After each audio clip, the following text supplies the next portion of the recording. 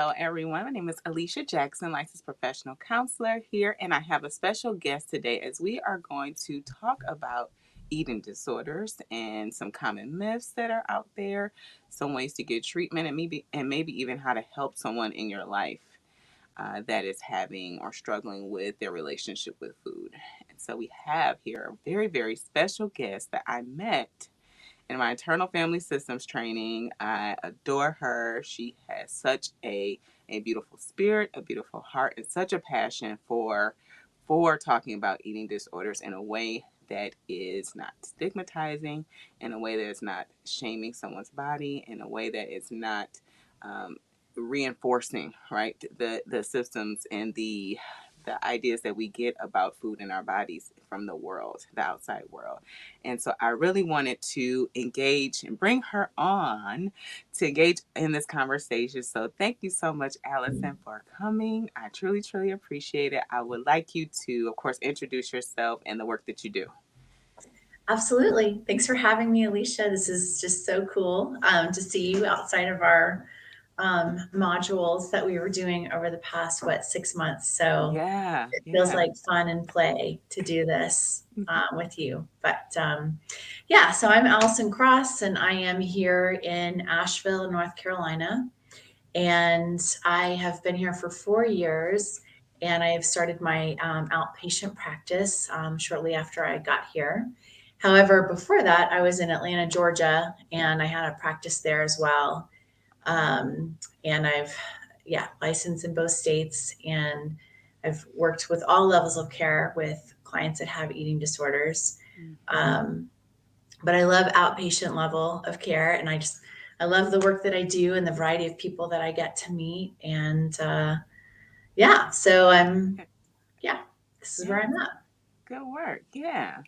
So you have moved to North Carolina Mhm. and from Atlanta. That's a completely like different. I would imagine a different work that you're doing there for sure, or in a different group of people too. Yeah. And it's different. It's so interesting. Our country, and depending on the state, it could be a completely different. And depending on where you are in that state too, Yes. it shifts things for sure. Yeah. There's Atlanta, and then there's Georgia. Hmm. Hmm. Yes, exactly. So, for you, what inspired you to be a therapist? I always like to ask that to my helpers that come and talk with me. But what inspired you to be a therapist, and even specifically to work with eating disorders as well? Yeah. Well, I've never been much of a planner. I think when I went to college, I was like, "Oh, Mm-hmm. psychology sounds interesting. I'll sign Mm-hmm. up for that." Mm-hmm. And I knew, though, I had a terrific psych professor that he took us. Where I went to a small Christian college, Mm-hmm. Covenant College, on top of Lookout Mountain, Georgia. And he took our tiny. In fact, I was educated in a barn. Little known fact. Our In psych, a barn? yeah, our because it's an the building we were in was an Mm-hmm. old hotel from the 20s. So it was like this big Wow. estate, and the barn, the psych department was upstairs and the art department was down. Um, Wow. um, so my professor, knew how it looked. However, he was so smart. Back in 1993, he got all of us together and some other folks from other small Christian colleges. And we got in a van and we drove from the top of California all the way down. And we interviewed all the top psychotherapists and researchers at that time. Mm-hmm. And so we got to be with some really notable people Mm-hmm. and had some really amazing experiences. And he Sounds even stopped amazing. at grad schools, and I knew this is what I want to do. And it was always just Mm. kind of a pull from the inside. Mm-hmm. But through my growth, pursuing my master's degree and finally getting in front of clients, I recognized that I had some stuff myself, Mm. body image stuff. I never liked how I looked. I always was on and off a diet, or always thought about being like Slim Fast. Like, give me a good day, I will give you two shakes, but by the end of the day, like, I'm off the diet. I'm Mm. starving. So Mm-hmm. Mm-hmm. um, that was just no way to live. But yet, these parts always kind of came up for me. Yeah. And but I had 1 hour of training in grad school on eating disorders. I don't know about you, They but don't give us much. oh, I had 1 hour of training and that was it. And I thought, well, I don't have anorexia and I don't have bulimia or anything else that was unnamed. I didn't think I had a problem, Mm-hmm. but yet when I getting into my work and working with inpatients, they're saying things out loud that my parts were saying. And there was no information for me to develop a correlation. Mm-hmm. So I found through a wonderful supervisor I had at the time, she introduced me to Killing Us Softly, Part Three, which Hmm. was a YouTube, not, it wasn't on YouTube then. Um, in fact, did we have YouTube in 1997? Yeah, we did. Maybe And 97, what year? 1997 or 8 or 9. Mm-mm. Mm-mm. YouTube, I don't think it came out until like the early 2000s. So Oh my no, it was goodness. Deep dive into history. right. Maybe you can The discuss that. 1900s. But it was a VHS tape that I Oh, bought. wow. Yeah. Mm-hmm. And it was put together by Jean Kilborn. And she got her work started by looking at images of women in media and Mm. feeling like a gut reaction. Something's wrong. Yeah. Yeah. Something's wrong here. And so Yes. when that was spelled out for me, it gave me connection and it gave me a voice of, Mm-hmm. oh my gosh, I'm not crazy, but my Yeah. behaviors kind of are. Mm. So, Right. yes. Um, so I started to turn things around for myself. And I read Intuitive Eating by Elise Resch and Evelyn Tribole. Mm-hmm. And that really helped me let go of any kind of diet or any fantasy of going on a diet. Mm. Any urge about wanting to lose weight was about my own anxiety or something else coming up in me. It Right. was not about my body whatsoever. Mm-hmm. Um, but yet my body was holding these messages so beautifully for me until I could get it, Mm. and really helping me. So it was the pull of my own journey that brought me into this work. Yeah, and that's so really true about a lot of therapists. We what we have and struggle with, and we find our own path of healing. We also like, oh, let's help everyone else get this same type of healing and clarity, Mhm. for themselves. And so you talked about the top two, and it's the top two that I heard growing up too, which was anorexia and bulimia. We heard Mhm. about restricting eating and then purging, right? and Yeah. and so as a even in my own personal relationship with food, I knew the way I was eating, especially as an adolescent, Mhm. was not okay. But it wasn't anorexia, and it wasn't and it wasn't bulimia. So you know how to what is the full spectrum? What is the full spectrum of eating disorders? And I don't know if that's like a dissertation in itself because it's a big question. But what what how can someone know that, like you said, there's some parts in them that need some attention Yeah. and need some care? Yeah, this is so sensitive. It's like talking, people would rather talk religion and politics than they would about their relationship with food and body, you We know? talk about it. We talk about it on this channel. Just so you know, we've talked about it.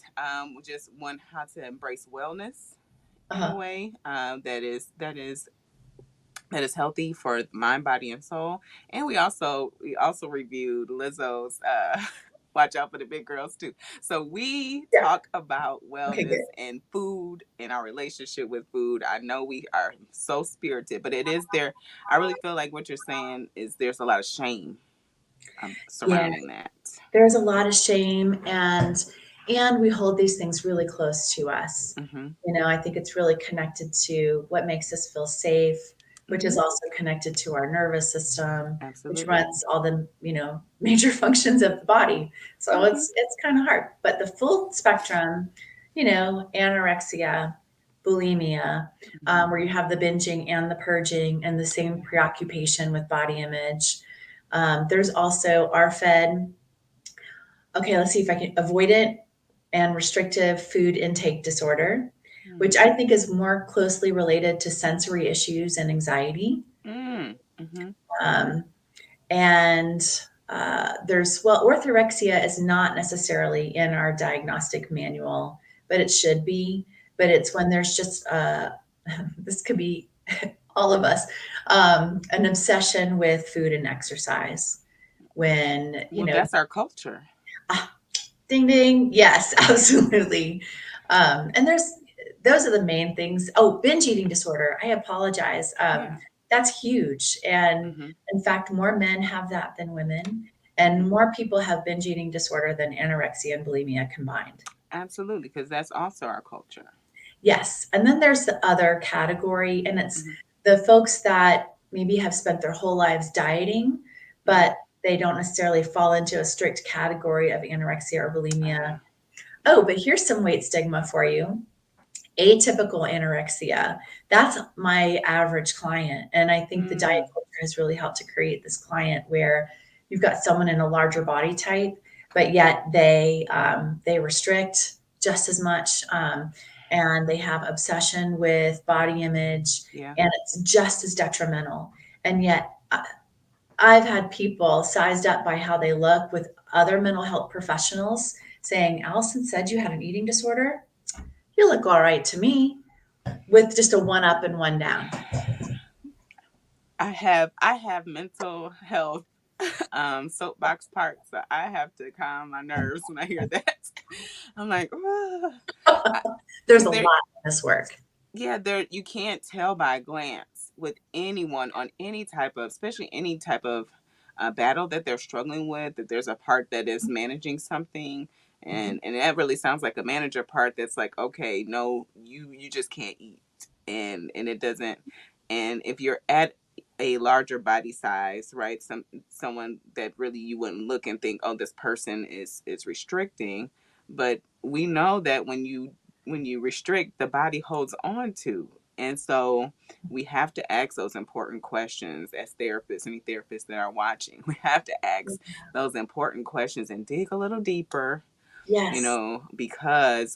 because a lot of times what I find in my work is that food is oftentimes a symptom, and we really treat it as the problem, but it's the symptom of what's happening.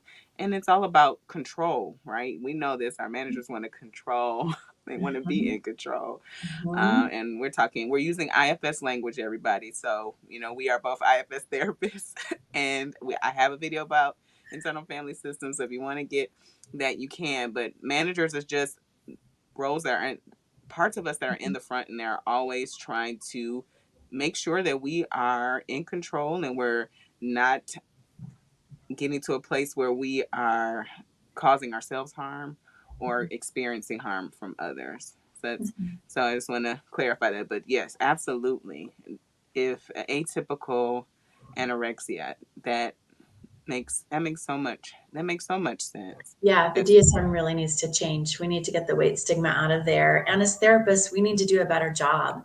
mm-hmm, Ultimately at the top, I think it starts with KCREP, the accrediting institution that mm-hmm, says, okay, true. this grad program is acceptable, but yet it's not acceptable if we're not taught about diet culture, if we're not truly taught about eating disorders, and we're spit out into the world, and we will do harm. We will Yeah, do harm without this education. So, absolutely. Yeah, absolutely. It is. It's very sensitive. mhm. Even how you approach this. So, Mhm. how describe how you treat eating disorders. There's a lot of recommendations out there. There's a lot of do's and don'ts with eating disorders. That there needs to be Yeah. a doctor involved. There's all or a nutritionist involved. There's certain eating disorder clinics specifically, all Mhm. the like, right? And so how do you work with eating disorders? And I'll just stop there because I'll ask about the difference between youth and adults, but I'll Yeah. just stop there because I feel like that's a really big question. Yeah. Oh, it Yeah. is, and I'm happy to answer it. Mhm. Well, for me, I'm an outpatient therapist. So, but because I've worked at all levels of care, I feel like I Mhm. have a pretty dang good assessment that I Mhm. go through, and I do give that out in the workshops that I do, and I do give it out to my supervisees. So I'm happy to share. Yeah. Um, but I ask all the questions and I just want to know, how is this showing up in your life? Tell me Mhm. about the behaviors and the frequency. And because I used to do assessments, I could tell you if you qualify for a higher level of care because Mhm. there's several different levels, Yeah. you know. And so, I could give you that feedback. Mhm. There's of course, inpatient if you're not medically stable, you Right. start there at the top. And I'll talk about treatment centers in just a second. And then there's a new step down in the past 20 or so years, residential treatment, where, and I've worked at one of these facilities. It was really beautiful. It's this big old mansion, usually in the middle of a neighborhood. Mhm. And you have maybe 6 to 12 beds. And then the staff comes to you, but you live in this home like kind of Mhm. atmosphere and it's decorated Yeah. really beautifully, but you're going to groups all day and you are having meals and meal support, and you're getting into the kitchen and kind of embracing all the parts that come up with eating disorders. Mm. So there's residential, and then you step down into a partial program, which is like a full time job, Monday Wow. through Friday, 9 to 5, Okay. or or you do IOP, intensive Mhm. outpatient, which is 3 to 5 Okay. days a week, and then your outpatient team, which is also can be a lot of people. So So after I do that assessment, I can give them their choices. Usually people want to always give it a try outpatient first. And if it Mhm. feels pretty safe, I'll do that. Okay. However, I will recommend a team, and I always start with a registered dietitian. And when you're looking for a therapist or a registered dietitian, it's really important to look on their bios and see in their language that they come from a health at every size perspective Mm. and that they practice something like intuitive eating or mindful eating. Mhm. And because even registered dietitians, in pursuing their dietetics degree, they are not taught they're not even given the hour about how to work with eating disorders. If you can believe that business, that's crazy. Yeah. So Yikes. after they get their master's, they need to get special training as well. Mhm. Um, so I often work with a registered dietitian, but of course, clients have a lot of fear over that, and that's okay. I will often recommend a doctor, and it's really, really hard to find doctors that are I can informed about imagine. disorders. There are doctors though that want to learn, and Mhm. the Edgy Project in Chapel Hill, they Mhm. actually have a terrific website. Oh, let's see, something about the Academy of Excellence with Eating Mm. Disorders. Okay. Yeah. Yeah, If you can't, just send it to me and I'll make sure it's there. okay. Yeah. But they have free CEs for medical professionals on how Mm. to work with eating disorders. So it's there, it's available. So I usually start with that team right there, and we go from there to pursue stability. That's amazing. So it sounds very similar to really to step down care for if someone is in having a crisis or mental health crisis. Yeah. Be the same for if they're struggling with eating disorders. If they're in a place where their bodies are struggling and they need more support Mhm. to really stay alive, then definitely to the inpatient would be first, and then. Yeah, there are some things to understand about that though. Mhm. One is that, first of all, you got to have insurance. There's a lot of privilege here to be able to have access to all that care. So if you have Medicaid or Medicare, your options look like this. And Mm. even then, you will maybe just be supplied with an inpatient level of care if you qualify.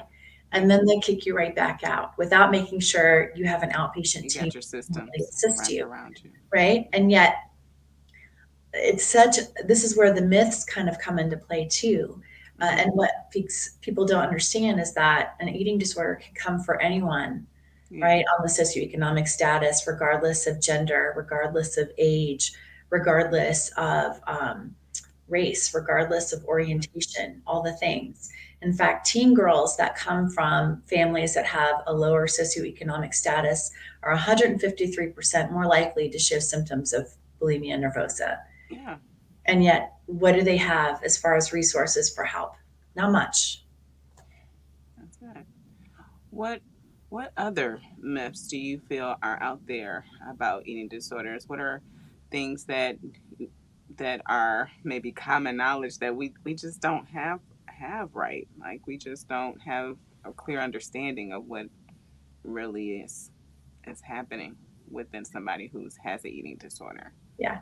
Oh, dudes don't get eating disorders. Oh, that's or don't experience body shame, which are both not true.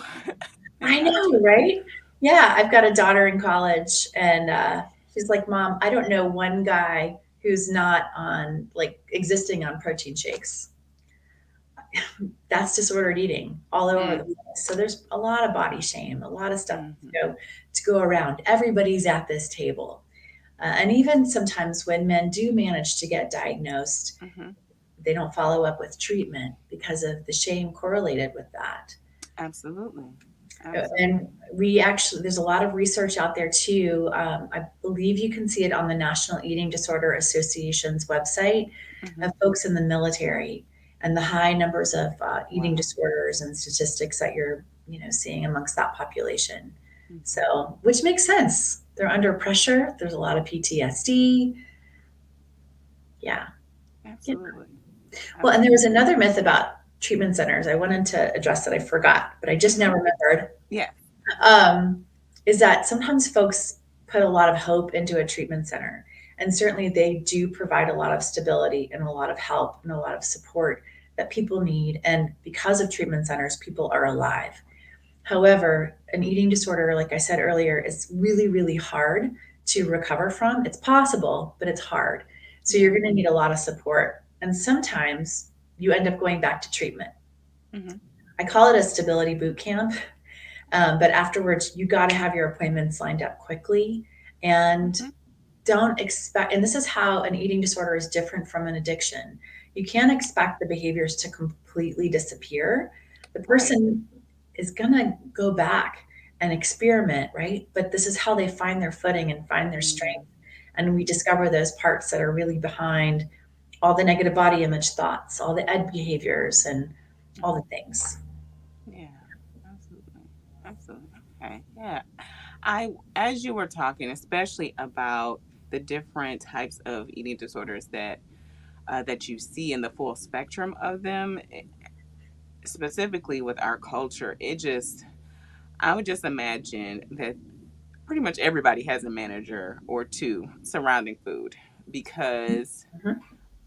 our culture is obsessed with fitness and looks and every commercial that we see is food. Uh-huh. and and because and I'm not trying to be political, but because of the we are capitalist society, the food industry is a business, right? And so they want to make sure that we remain a customer as well. So it's a lot of shaping that's happening, and it's a lot of it provides, unfortunately, just kind of a landmine for people who are really trying to have a healthy relationship with Mhm. food. And Mhm. so the way that even your daughter talked about these boys who are just living off of protein shakes or people who are doing cleanses, all the time and things like that to help to manage their food intake Yeah. because they struggle with their relationship with food. They truly Mhm. struggle. So how tell me what the difference is between working with an adult who is on their own or working with the youth and treating eating disorders and how you approach that. Yeah. So much too came up just with everything you were saying. Yeah. Yeah, if you And if I'm you want a, to speak to that first, you can. and I'm a huge fan of food, so I support the food industry. I do too. I support it. Yeah. In fact, my office here is above a bakery here in, yeah, Biltmore Village. I am a baker. How about that? So go ahead. Oh, okay. Yes. It's a Yes. problem. Food is about celebration It and is. life and Mhm. connection. And it's Yeah. one of the best things we have got going for us in Mhm. life. Mhm. And if you think about it too, it's like part of the rhythm of life. There's so much rhythm in the seasons, the sun going up and the sun going Yeah. down, the Mhm. rhythm of the tides, and the rhythm of returning to the table. It gives us a break from our day. it, Yeah. it helps us take our attention and then over here somewhere else, And grounds um, us. or on the Mhm. inside. Yeah. And Mhm. food is a part of that. And yet, if you have a food and it's minus an entire food group, because you feel like you must, should, and have to eat this. And I'm not talking about like medical issues. If you have a medical issue and Yeah. there's a way that your plate needs to be organized, that makes sense and that's okay. And there's a way to do that mindfully and keeping diet culture out of it. You got to guard it and keep it out. Um, but yeah, there's something about that. And then when you have restrictions placed on that, this does not help you Mhm. connect with yourself. And it takes you out of your rhythm in so many ways. So, and we can talk more about diet culture too. But now that I am past 50, I no longer work with teenagers for the most part. Understand. I I, think my time is coming. I'm like, I really like working with my teens, but Me too. Teens are awesome, yes. the youngest client I've ever had, and she's not a teenager, she was 7. Mm. Um, so I have spent most of my career with children and adolescents, and I really enjoyed that work because I got to work with families as well. Not that I provided family therapy, but a Mhm. lot of psychoeducation needs to go into the Absolutely. family so that they can support the child. And often what I found is if the child has a bona fide diagnosable eating disorder, there's other issues going on with food and body in the family as well. And that needs to be addressed, but it's not seen as bad because, well, it's not anorexia and it's not bulimia and it's not this or that or the other. So, but all of that needs to be addressed and talked about as a family. So Mhm. it's a lot of work. Mm. It's a It lot of work is. and it's It exhausting. is.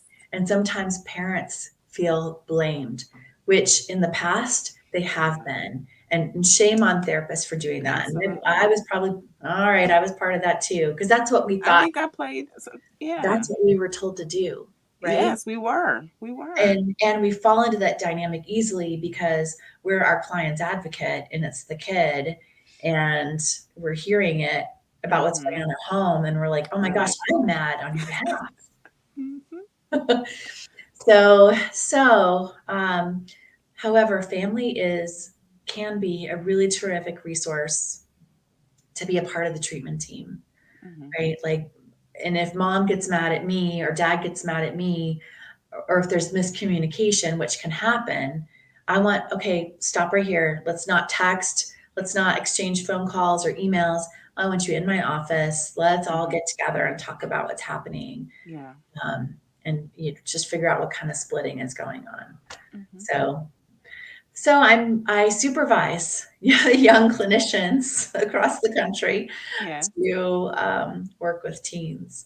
Awesome. So I think that's the main difference, because an eating disorder can present itself, eating disorder, disordered eating, whatever you want to call it. The Mhm. treatment's the same. It presents itself pretty much identically across the lifespan. Mhm. And I have another office that's about 30 minutes south of here, of Asheville, and it's a Mhm. very conservative town. And there's even more retired folks there than in Asheville. And so I see a lot of women that are retired and have dieted their entire lives, and they're sick and tired of it, and they've completely screwed up their metabolism because they Wow. were told to diet and told to be in smaller bodies, even though their DNA did not give them that plan. Mhm. So, and they're mad and they're grieved, and just Wow. so much unravels. Yeah. Yeah. So Ooh. that's the difference. Yeah, it is. I was when you were talking about the things that happen in the home that contribute to the disordered eating. I was even thinking about for myself.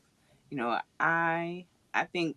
if I were taught, and this is something too, I think that just parents aren't given this information to teach, but like what is portion like what does portion size look like?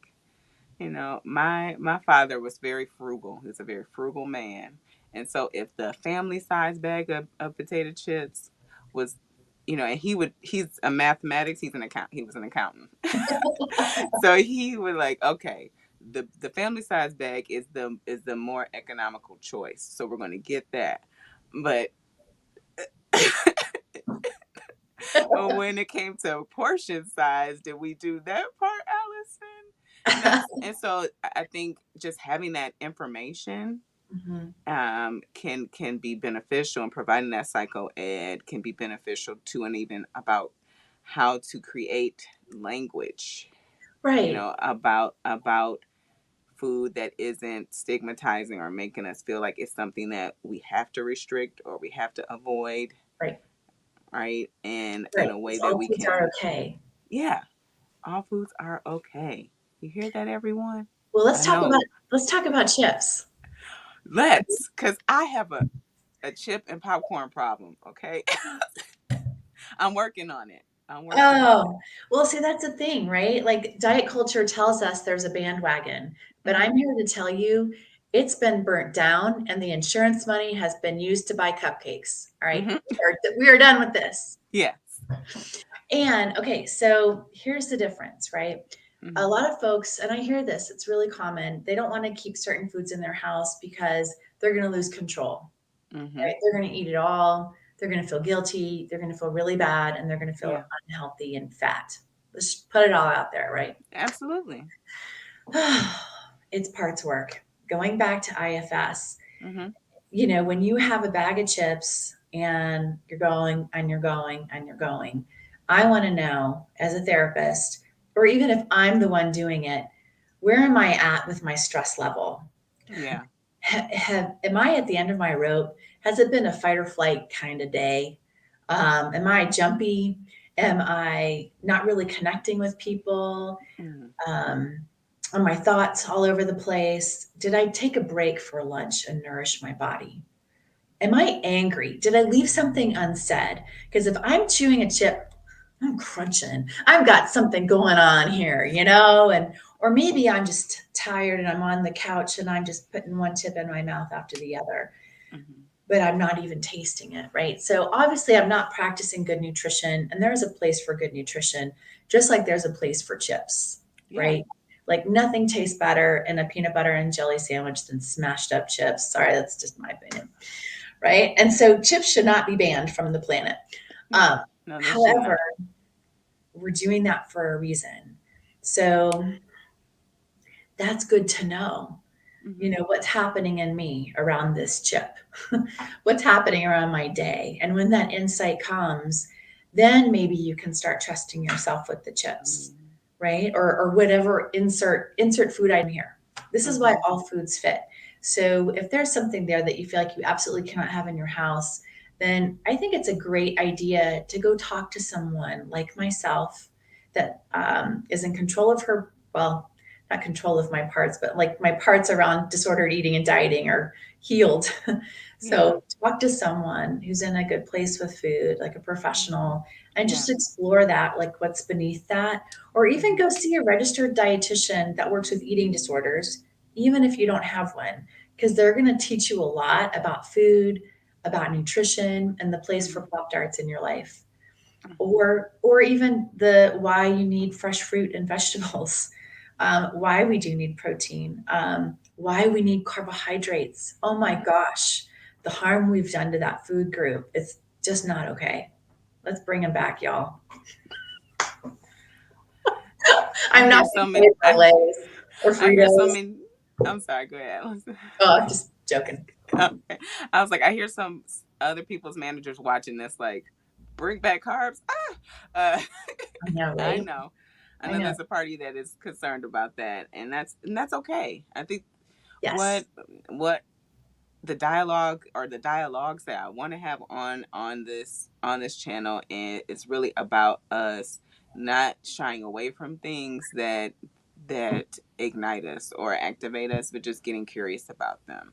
and Absolutely. so lean into the curiosity. I'm sure they're probably sick of hearing me say that, but lean into that. If you're in a place for that you're like, I cannot have potato chips or I cannot have ice cream in my house, lean into that and get curious about it.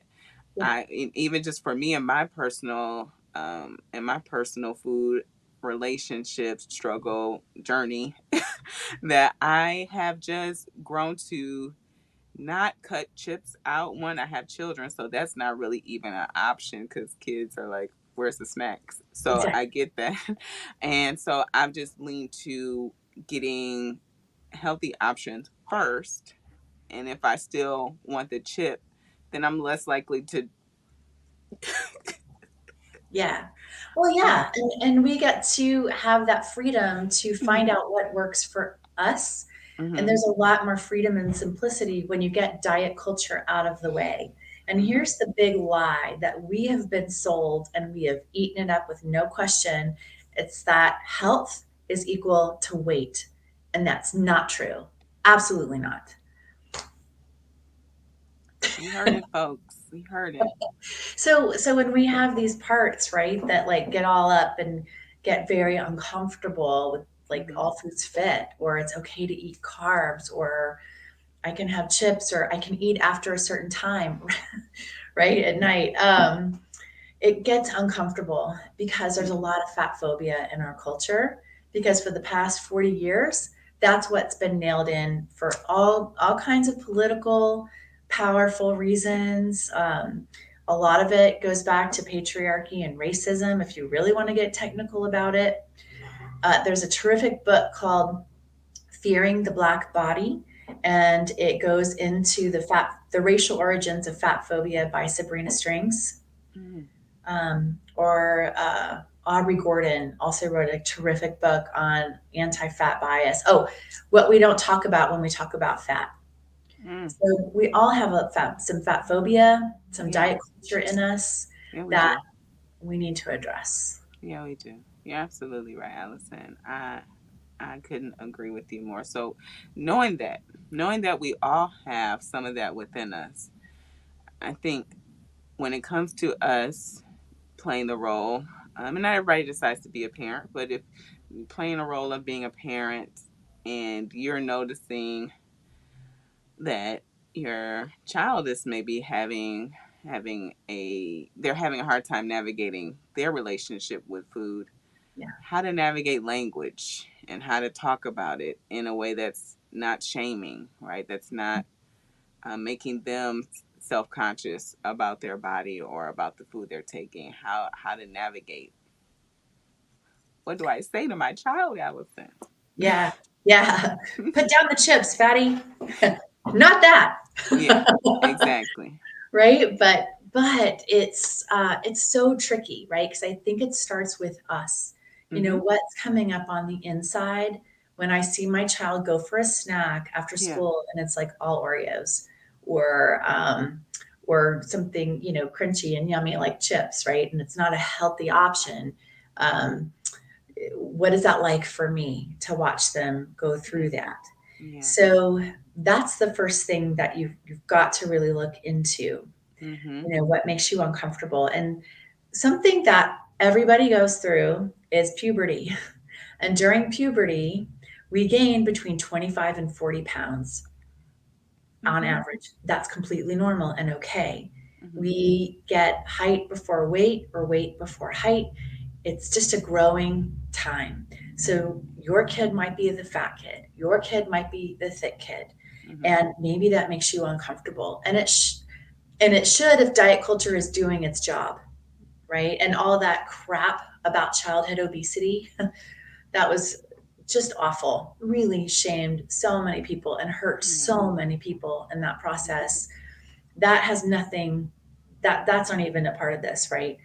This is about dealing with what comes up in you and what's going on with your child. Your child's body is following their DNA, Mm-hmm. and at times it's going to make you feel uncomfortable. And I think that's normal for a parent, given the legacy and cultural burdens that we have that have been passed on to us by our family and by our culture, Absolutely. right? So there's that. And then I think the second thing is to know what's really true, know, and often I'm so sorry, you might not be getting accurate information from your pediatrician because the medical model, the AMA, they're the ones that gave the thumbs up on the obesity epidemic back in the late 90s. So they adopted this model. They were under a lot of pressure from Mm-hmm. different political organizations and pharmaceutical companies, Mm-hmm. right? That's money, a multi-billion-dollar industry, right? Yeah. This is why we have an emphasis on fat, equating it with health in our culture. It's because the higher ups wanted to make more money. And are we really happy with that? So this is really important, pursuing the truth of knowing what's really true. And something I highly recommend is the maintenance phase. It's right now, it's I think the number one podcast. And Nice. it's these two really terrific hosts that research all these different topics like keto, like the protein diet. Oprah's wagon of fat. Do you remember that? Her Oprah's wagon, what? her wagon of fat. Now Oh, when you're she was like shaking her arm. well, no, no, she lost all this weight. Yeah, I remember. I Yeah. remember this. And she brought on a wagon, one of those red wagons from childhood, Oh, filled with yeah. like 70 Yeah. pounds of like fat, Yes, I representing the remember weight that. she lost. Yeah. They had a Hmm. whole show on it. It's I anyway, remember. I it's remember. reminiscent. But they talk about the BMI, the body Mm. mass index, and why how that never should have been used for individual measurement. It's not accurate whatsoever. Um, and how the obesity epidemic came about. So it's really important that we know the truth so Mhm. that it's not just those moments when your kid is grabbing a snack that make you uncomfortable. It's also those moments when they go to the doctor and they get weighed and they get their height taken, and the doctor, if your Shames child, them. even in the middle of puberty, will shame them. This is Mhm. how eating disorders get started, right? It's never just one thing or a family dynamic necessarily. It's usually a string of events. But when you have another adult, right, and think of the patriarchy in that, the authority, right? We obey authority, whether it's male or female. We obey authority, and Yeah, what we they do. say is gold. And when the doctor, I had a doctor tell an eighth grader, female client of mine, tell her, you really should be taking more walks. And while you're at it, take your mother with you. Wow. Uh-huh. Uh-huh. Because they're in larger bodies. And the stories like that are numerous. The discrimination runs deep. And this is not something you need to be hearing from your doctor. Mhm. So your voice as a parent is really important to help protect them, to help shield them from negative messages they might be getting from coaches, from other authority figures in their lives. I'm not bashing authority figures in our kids' lives. Like my kids were, raised with the help of other adults. Thank God. Yeah. Yeah. Right? Um, Mhm. so that's where we start. And really, it really depends on just so many different factors too, as far as like the nutrition in home and what that looks like. Because I've heard moms of sons that say, I have to limit my child's food, otherwise he will eat the entire pantry and go through my entire, and I don't want to go back to the grocery store. So I understand the concept of hiding food as a mother. That makes a lot of sense. But even having some rules, like a friend of mine way back when, I thought this was genius. She had three boys. She had a flow chart on her fridge, and it was like, you're hungry, follow the chart. Have you had any fruits or vegetables today? Mhm. No? Well, then have this or this. And she like had some suggestions. Yes? Okay, then have you had this? And then she'll make a list of like all the different, other options she could have. I don't know. As a mom, I like to teach my kids to maybe mix some food groups that's going to help layer on the nutrition. Yeah. Another friend of mine has a jar of goodness that I think is a terrific idea, Michelle Shelfer. And she's a registered dietitian. And in her jar of goodness, she'll have something like, walnuts and coconuts and coconuts. I'm just laughing at myself. Dried cherries and Mhm. chocolate chips. And you can put that on top of your ice cream, your yogurt, your granola, your cereal, and you're just layering nutrition and, fiber and, density into your regular everyday diet. And I'm using that not in the bad four-letter word way, but the good way, Mm-hmm. the all I foods fit kind understand. of way. Yeah, and so that's what a registered dietitian can do for you is help solve any kind of dilemmas that you might be having at home. And even Intuitive Eating, the book by Elise Resch and Evelyn Tribbley, even have tips for kids in their latest edition. It's green and yellow. Awesome.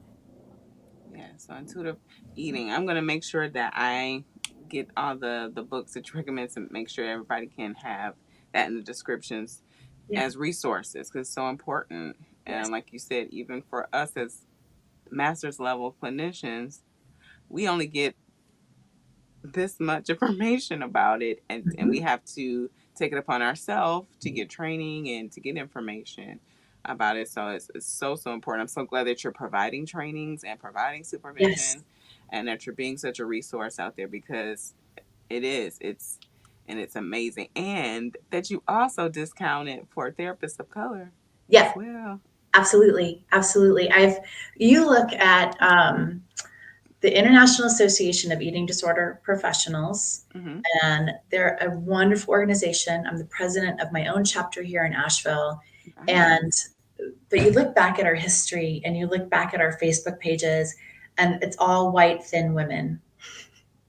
And it's a lot of us have gone through our own issues, but think about it, like I come from lots of privilege, um, and land owning and money and all the things. And that's that's why we have the myth that eating disorders only happen with rich white girls. And so we've got to change the Yeah. landscape. And so, Yeah. absolutely, that BIPOC discount will always be there. I have a supervision consultation group starting up next month, and the training will be going on in September. And I'm anything excited we about can it. do to change the landscape, that's what we got to do.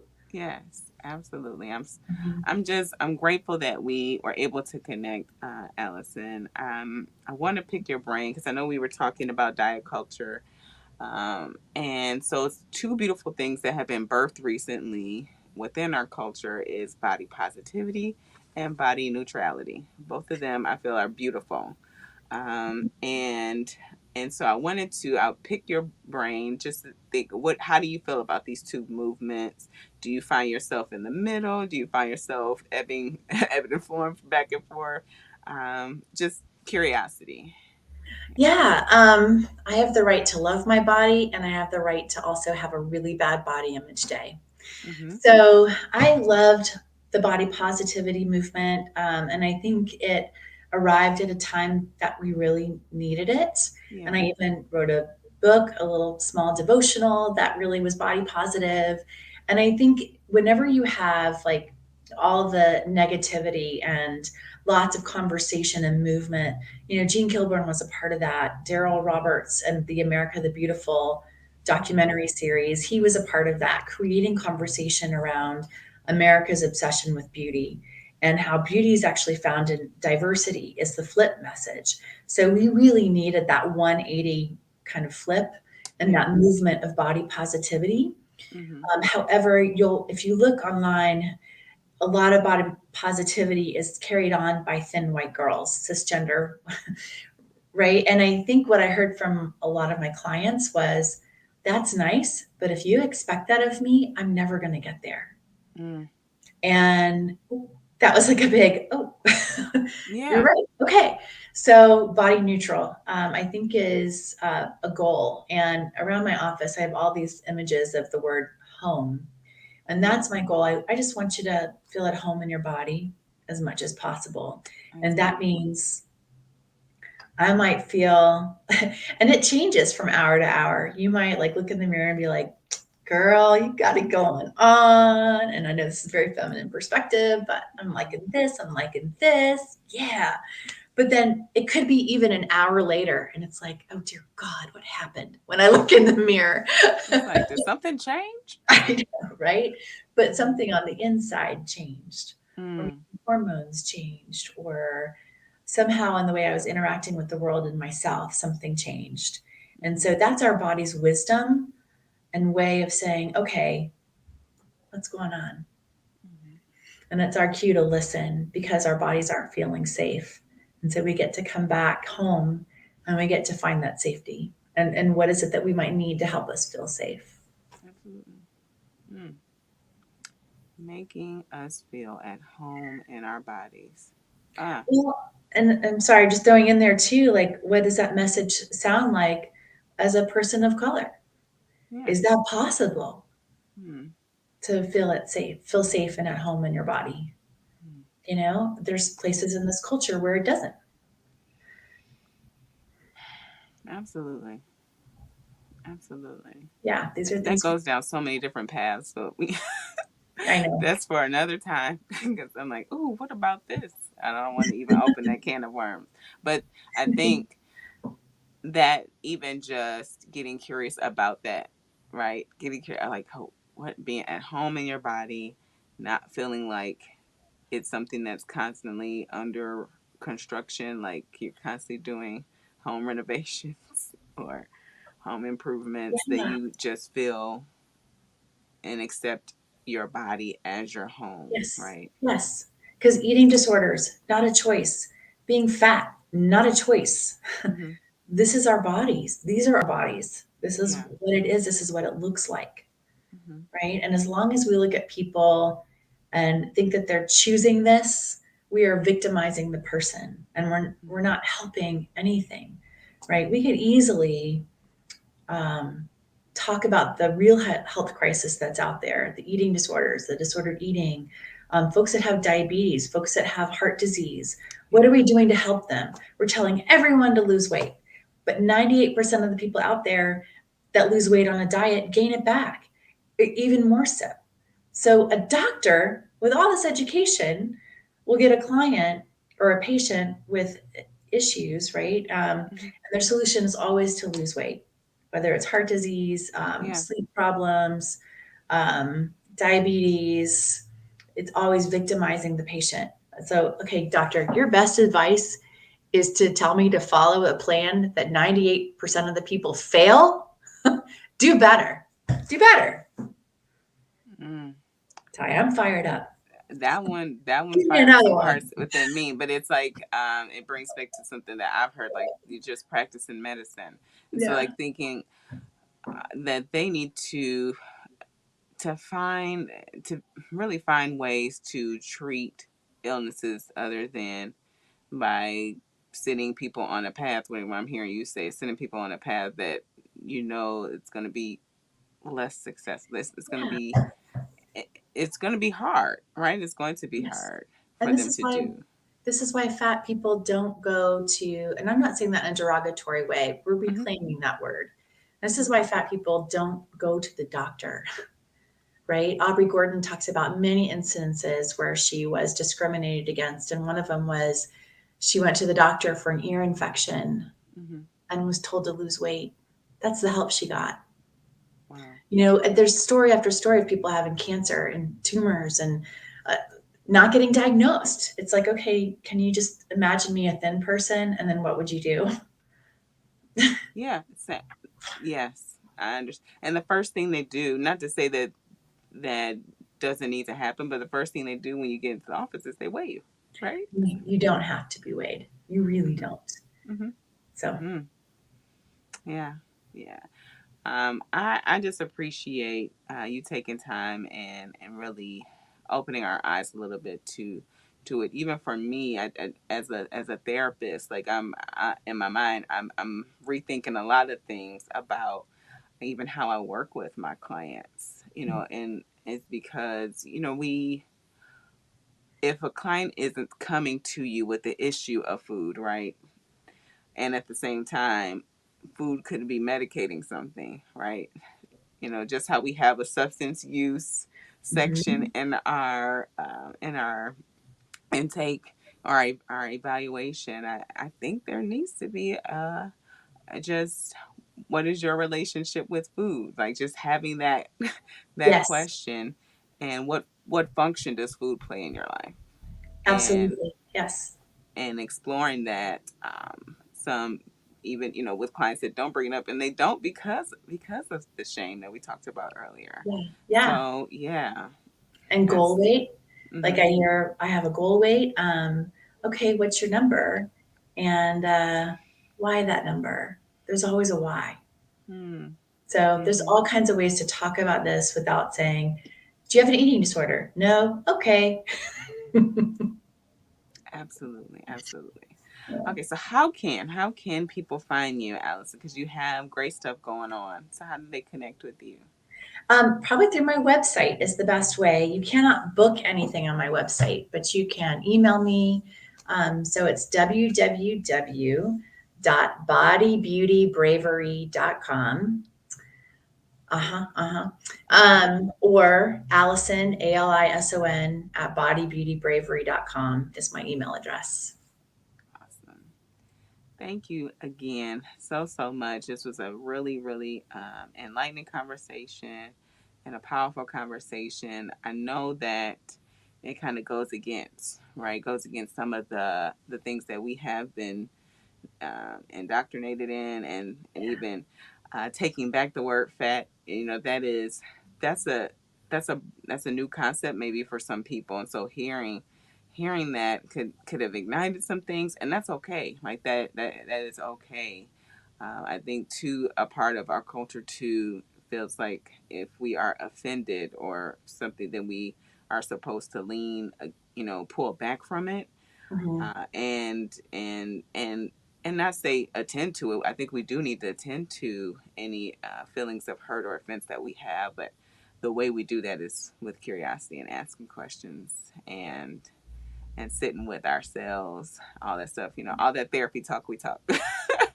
But I truly Oh, true. appreciate, yes, yes, and we will have to do this again for sure. But I definitely wish you the best. And for anybody who wants to connect with Allison, please do. I will have all the information that she shared with us, with the books and her website, in the description of this video. And as always, be cool, be calm, be centered. Peace.